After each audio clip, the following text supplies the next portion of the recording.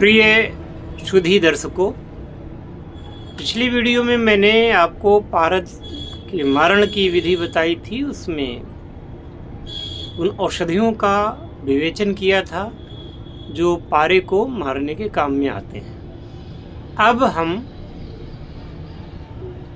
इस वीडियो में बात करेंगे कि पारे को बांधने के काम में कौन कौन सी औषधियाँ आती हैं, किन औषधियों के प्रयोग से पारद बद्ध होता है। यूं तो लोग चांदी से और तांबे से, अभ्रक से भी पारे को बांधने का काम करते हैं, पर यदि पारे को बांधने का काम औषधियों से किया जाए तो इसका विशेष फल प्राप्त होता है।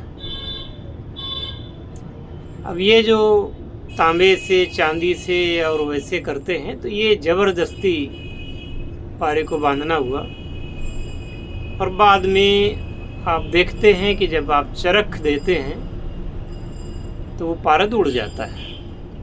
तो इसको बांधना कहाँ हुआ? वो तो थोड़ी देर के लिए आपने देख लिया कि बंध गया। अगर वो बंधा होता वास्तव में तो चरख देते समय वो उड़ नहीं जाता।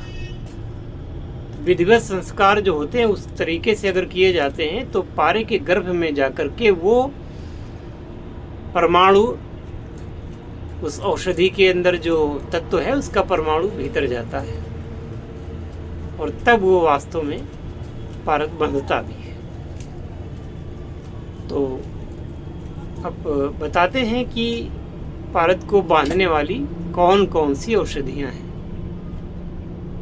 पारद को बांधने वाली औषधियों में एक रक्त सेहुंड होता है, यानी सुनही यानी थूहर का एक ऐसा भी रूप होता है जो लाल सेहुंड कहा जाता है।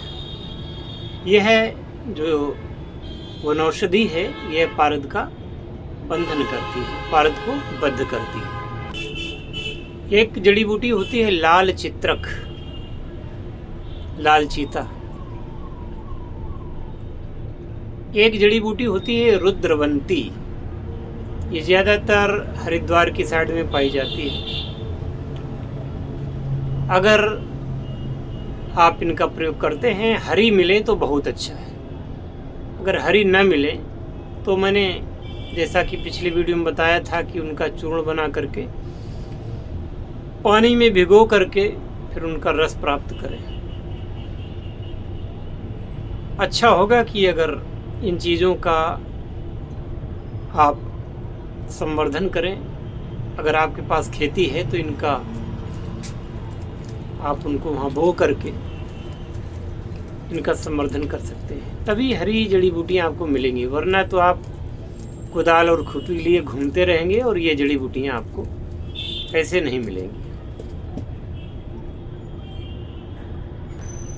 अच्छा, ये एक मकोए भी औषधि होती है। आप मकोए आपने खूब खाए होंगे। इसकी जो इसका जो आप पंचांग ले सकते हैं,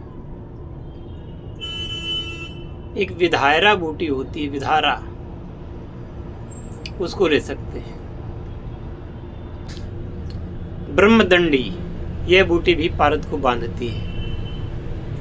और एक सुदर्शन लता नाम की बूटी होती है, उसका भी प्रयोग आप कर सकते हैं। भारतवर्ष में बूटियाँ बहुत हैं और जो लोग जानने वाले हैं, ज़्यादातर ये चीज़ें गांवों में मिलती हैं। गांव के लोग ज़्यादा बूटियों को जानते हैं, शहर वाले तो बस दुकान से ही खरीद के काम चला सकते हैं। अब दुकान से खरीदेंगे तो हरी तो मिलेगी नहीं उनको, जिस अवस्था में मिलेगी वैसे ही उनको प्रयोग करें।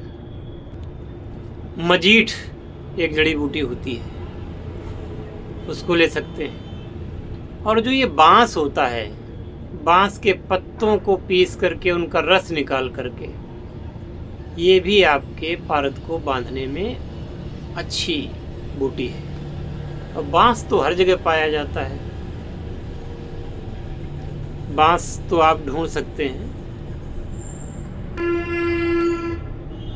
और सागवान, इसके पत्ते ले सकते हैं। सागवान का पौधा भी आप लगा सकते हैं, बहुत महंगी लकड़ी होती है।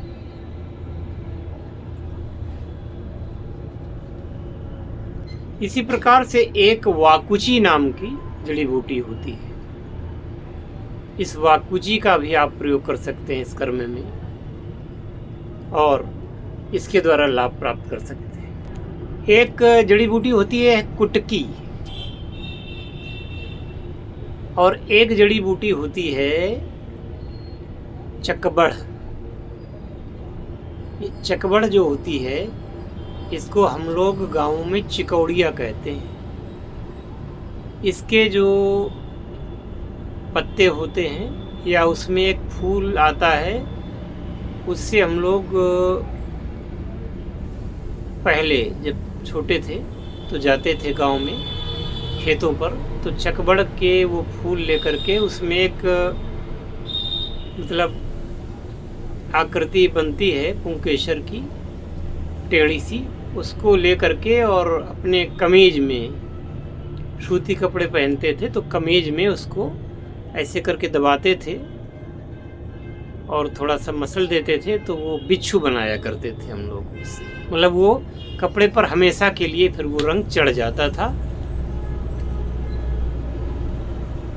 चक्रमर्द भी इसको कहते हैं, चकबड़ भी कहते हैं, चिकौड़िया भी कहते हैं। अब हमारे यहाँ तो लोग चिकौड़िया ही कहते हैं, ठीक है ना। तो समय मिलेगा तो कभी हम इन बूटियों के वीडियो भी बनाएंगे, क्योंकि जड़ी बूटियों को साक्षात दिखाना अपने आप में अलग अनुभव होता है। जो जो बूटियाँ हमारे यहाँ पास में मिल जाएंगी उनको मैं दिखाने का प्रयास करूँगा। एक अजमोद नाम का पौधा होता है, अजमोद मार्केट में मिल जाएगी आपको। अजमोद का भी आप प्रयोग इसमें कर सकते हैं। प्रिय बंधुओं, मैंने बहुत सारी जड़ी बूटियों का इसमें नाम बताया। ये पारद को बांधने वाली औषधियाँ हैं। इसमें मैं कहना चाहूँगा कि एक तिपतिया चांगेरी होती है ना, वो चांगेरी का भी प्रयोग इसमें आप कर सकते हैं। और क्रमशः सुख समृद्ध विज्ञान चैनल में प्रामाणिक और अच्छे वीडियो प्रेषित किए जाएंगे जो कि आपके ज्ञान का वर्धन करेंगे और इनके द्वारा आप अपने पारद कर्म को करने में सक्षम होंगे। विशेष जो लोग पारद कर्म में प्रवीणता हासिल करना चाहते हैं उनको विधिवत दीक्षा लेनी होगी और उसके लिए पहले आप अपना अपॉइंटमेंट लेकर के बात कर लें। लिंक आपको नंबर डिस्क्रिप्शन में मिल जाएगा। डायरेक्ट कॉल ना करें, क्योंकि ज़्यादा कॉलें हो जाती हैं तो हमें भी दिक्कत होती है। आप मैसेज डाल देंगे, अपॉइंटमेंट है तो समय निकाल करके हम आपसे बात कर लेंगे। और इसी के साथ इस वीडियो को यहीं पर विराम देते हैं और मिलते हैं फिर नए टॉपिक पर, नए वीडियो में। जय शिव शंकर, जय भोलेनाथ, हर हर महादेव।